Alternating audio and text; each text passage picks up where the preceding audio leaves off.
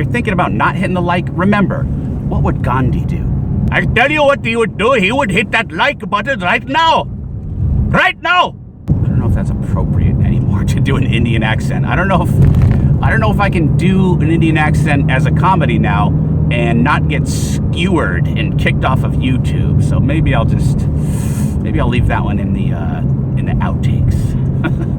Yeah. You know that right. Or maybe not. Go jump in a lake, PC freaks.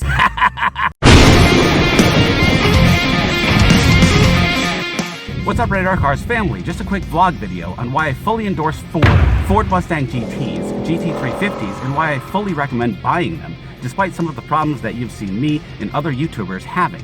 So why do I endorse them?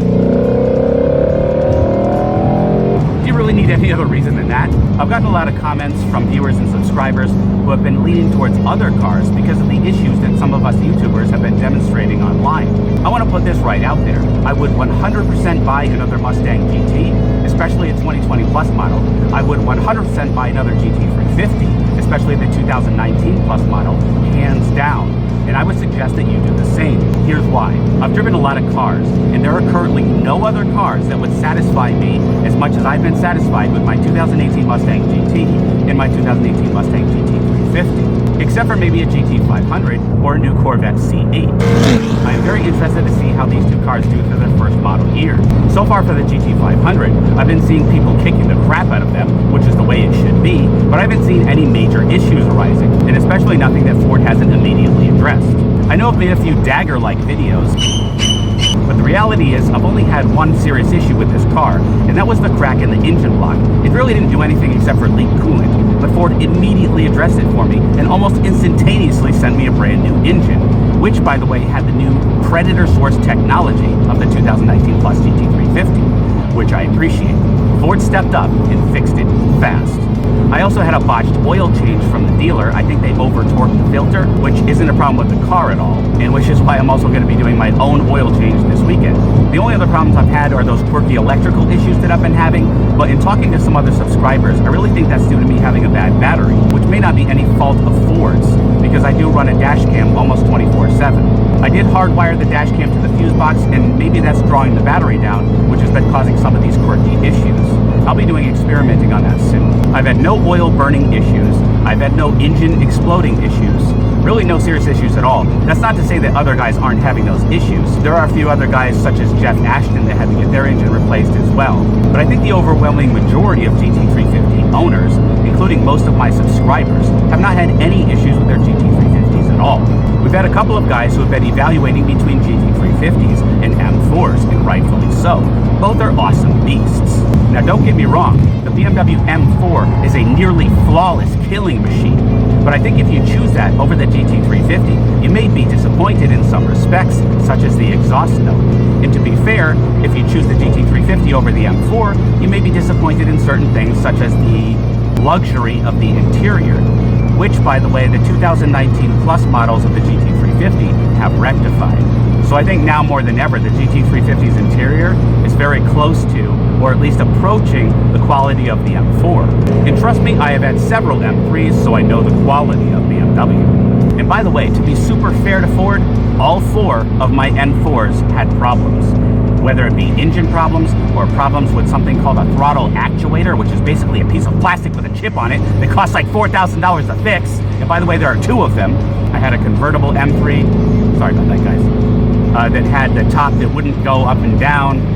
So all cars have problems, guys. Except at that time, I wasn't a vlogger, so I couldn't report it. And now I have a voice to keep the Radar Cars community informed.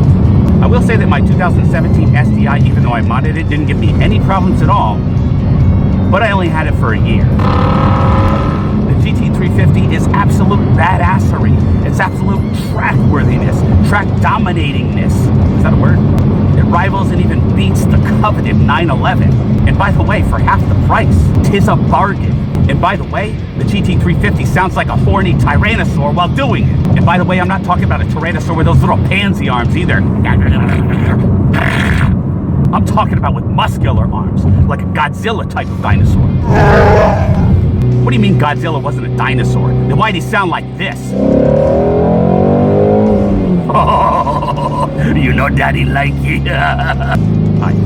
Driving a Mustang GT is like riding on the back of a muscular lion. It's jacked up, it's pissed off, but it's also agile enough to go around corners like a knife through butter. Sorry for the sunshine all up in my grill. It's sunny. The sound and the power of the Mustang GT are awesome. And by the way, your butt's not going to be sore after driving it for 100 miles because it is comfortable. Hence the GT. Great on tushies. GT. Great on tushies. You see what I did there? GT. Great for tushies. Come on, son. Get out of there. Stupid son! Just kidding. We love God's beautiful son. The GT350 is like riding a lean and muscular Jaguar. Powerful, but with linear power delivery to dominate on the track. Uh-oh, I think we have a po-po approaching. Always pray for those people who are in need. And don't use an ambulance for an excuse to speed. I would never do that. So where were we? The GT350 dominates at the track. It's literally, it's physics defying. If you haven't tried one, you have got to get out there and get on track with this beast. It's frightening around corners, but it gives you the confidence not to be scared like a little pansy. And by the way, it sounds like a screaming banshee while doing it. I have never heard a car scream like this, except for my 2018 Mustang GT with Roush axle backs. Oh my God, man. Oh, that sweet sound, guys. You can't get that in a Tesla. You can't get it in a, you know, a 6-cylinder turbo M4. No! You just can't. And again, I'm not saying those cars aren't awesome, because they are, but I like.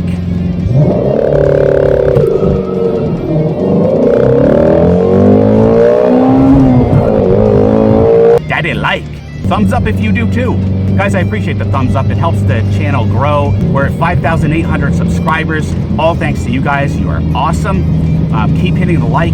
Keep watching the videos, even if you're not interested in them. Keep using my Amazon links below to help the channel so I can buy mods for the car. You guys are awesome. This is your channel. Rock on. So in short, I fully endorse Ford. They have always done right by me. They make massively awesome cars, and they put them in the hands of people who can't necessarily afford a 6-figure car. And by the way, they outperform many 6-figure cars. So thank you, Ford. Yes, I don't like their regional customer service. Those guys could use an attitude adjustment. I get that they have to be a certain way to get business done, not giving away too much and stuff like that, but they need to improve their customer service. But ultimately, Ford has always done, they've always done right by me. So when you make awesome cars that are V8s and manuals, except for the GT500, pansy dial, excuse me. Let me shift it into drive. Sorry guys. The GT500 needs a manual mod, but I get it. If you're drag racing, it's gotta be automatic. I get it, guys, I get it. I fully endorse the 2019 plus GT350s. I fully endorse the 2019, 2020 Mustang GTs. I'm super looking forward to the Mustang Mach-E. You guys can see my video on that somewhere around here or in the description or something like that. Really looking forward to what they do with the electric Mustang. I hope it's a hybrid so you can still keep, you know, a powerful engine. If it was a V8 with like the, you know, the electrical drives on the wheels, that would just, it would just hit the spot. Ford, if you're listening, make your Mustang a hybrid and keep the V8 engine. That would be delicious, because really none of your customers care about the environment, guys. We really don't. What we care about is performance. Oh, and this. That's what we care about, guys. So anyways, guys, yes, I've had problems with Mustangs. Yes, I've had a little bit of friction with Ford customer service sometimes, but ultimately they offer an unimaginably awesome set of vehicles, and they do it at an affordable price. And I hope that they keep doing so. Okay, so guys, go buy a Ford. Don't let those of us who are on YouTube deter you from the awesomeness of what I am still driving. If your engine does explode or you have some kind of a problem with the car, remember, all cars have problems. But in my experience, Ford has stepped up and taken care of me every single time. In short, if you've never driven a Mustang, don't cheat yourself by not doing so. Go buy one right now. All right, guys, always remember the motto, always be kinder than necessary. Love you guys. Hit the subscribe, ring that bell to hell, all that good stuff. You guys know what to do. Oh, and this. That's what we care about, guys.